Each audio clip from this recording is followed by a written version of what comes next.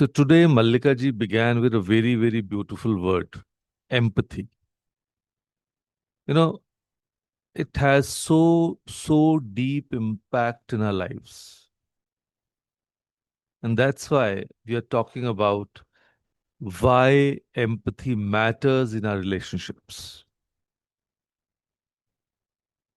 So please tell me, raise your hand if you have ever said you don't understand me to someone you love.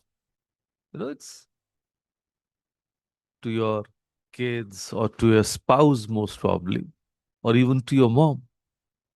So, if anybody has this situation ever in life that you don't understand, definitely. And now keep it raised if that person responded with, I'm trying to help, and somehow made you feel even more misunderstood, right? So, welcome to this beautiful mess of human connection. So that's why you're going to unlock the one skill that can transform every relationship in your life. You know, think about this. Empathy is stepping into someone else's shoes, not to walk for them, but to walk with them. But here's what's fascinating. Most of us think we're already doing this.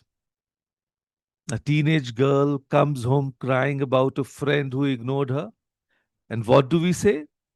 Don't worry, you'll make new friends. A working mother complains about feeling overwhelmed, and we jump in with that you should try meditation.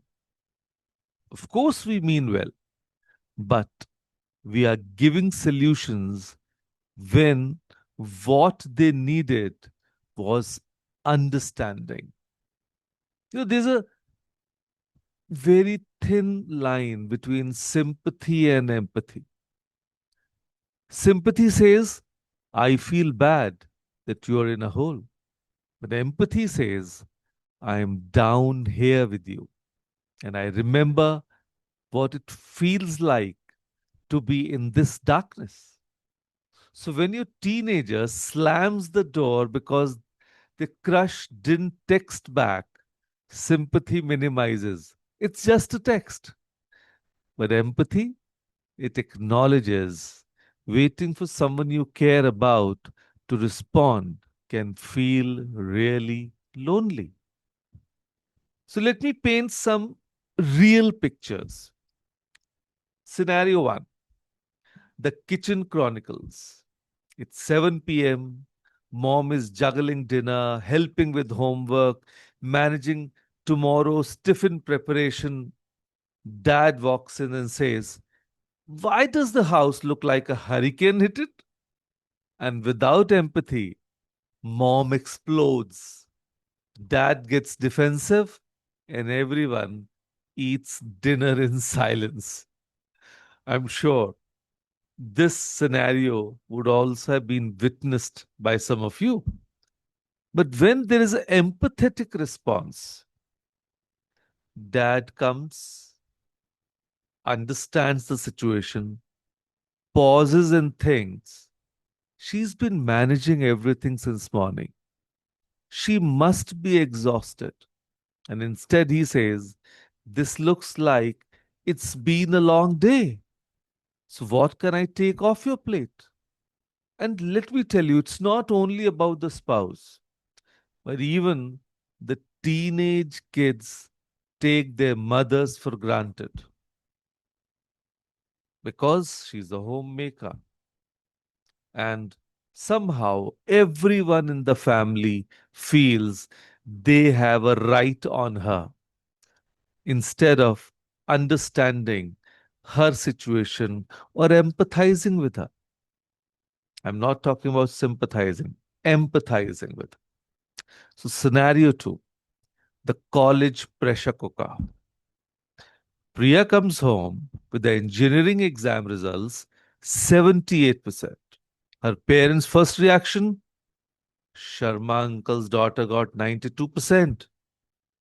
So when we answer without empathy, Priya feels like a failure. The dinner table again becomes a battlefield. But if we are empathetic, with an empathetic response, we'll say, the parents will think she's probably already disappointed. What does she need right now? And they say, you've been working so hard. Tell us how you are feeling about this. And then, scenario number three, the mother in law mystery. The new bride, Kavya, feels criticized every time her mother in law suggests improvements to her cooking. And when without empathy, she doesn't like anything I do. That is the thought process of Kavya. But otherwise, with empathy, she would think maybe she's trying to share her knowledge because cooking was how she showed love for decades. Maybe she wants to feel useful. And here's what neuroscience tells us. We have mirror neurons that literally fire when we observe others' emotions. And when your friend cries, your brain activates similar patterns as if you were crying. So we are wired for connection.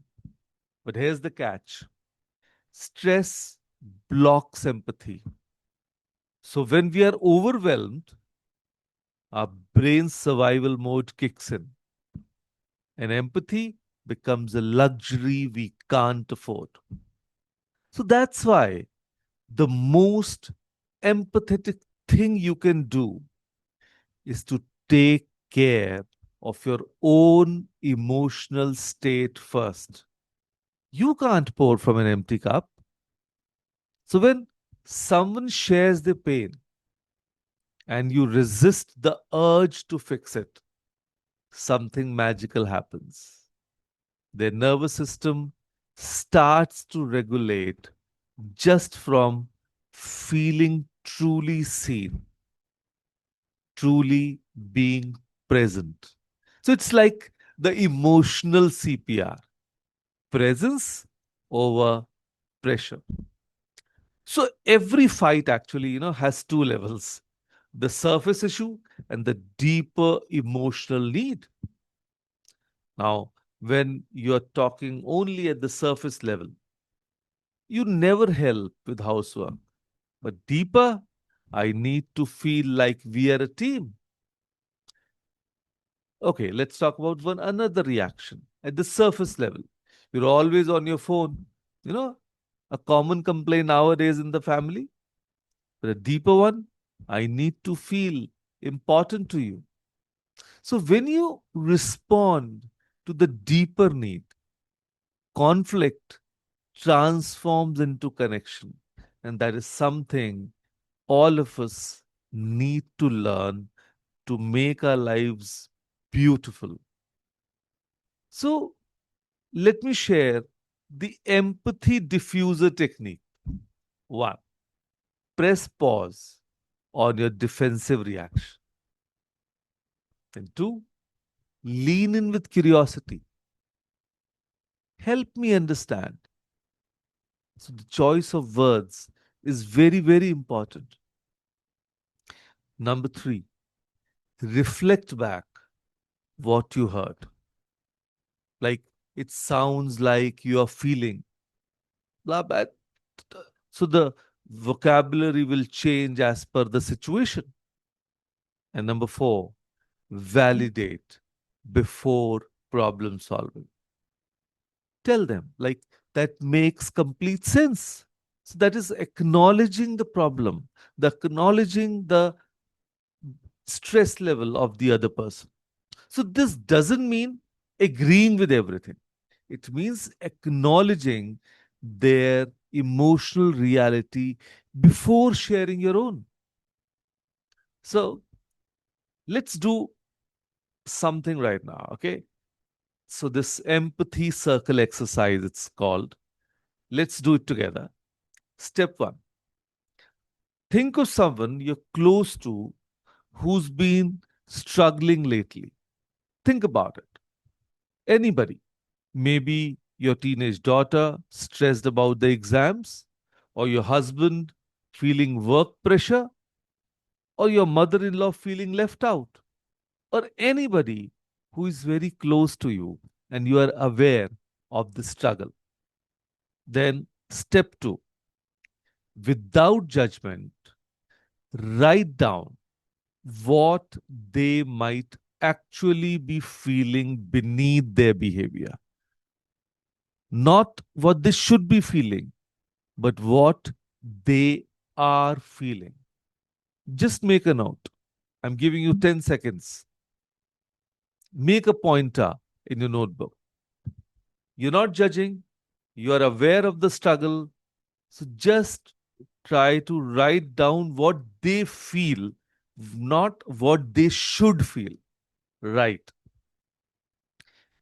And then go to them today and ask them, how are you really feeling? Yes, very, very important. So step one and step two will be done here itself, but the step three you will be completing during the day by connecting with that person and asking, how are you really feeling? And then listen. And that's very important. Then listen without immediately offering advice. And this simple shift from how can I fix this to how can I understand this changes everything. Because when you ask them what they are really feeling, you're not giving any advice, you're not providing any solution, but you're just trying to convey that you are there, you are present, and you are ready to be seen with them, along with their struggles. So that's the beauty of it. So here's what I want you to remember: empathy isn't about being perfect, it's about being present. It's not about having all the answers, it's about asking better questions. And that there are times when we actually don't have solutions or answers to other person's problems or challenges. So let's not go into that and silently be just present. And if we are present, I'm sure all of us, each one of us, will be in a position to ask better questions. So, the most profound gift you can give someone isn't your advice, it's your attention, your full, undivided, judgment free attention. So, for the next 7 days, practice the 5-second empathy rule. Before responding to someone's emotional expression, count to 5.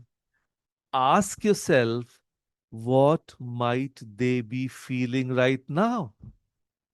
And watch how this tiny pause transforms your relationship.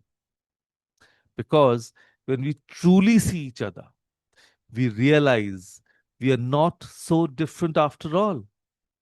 We are all just humans trying to figure it out one conversation at a time.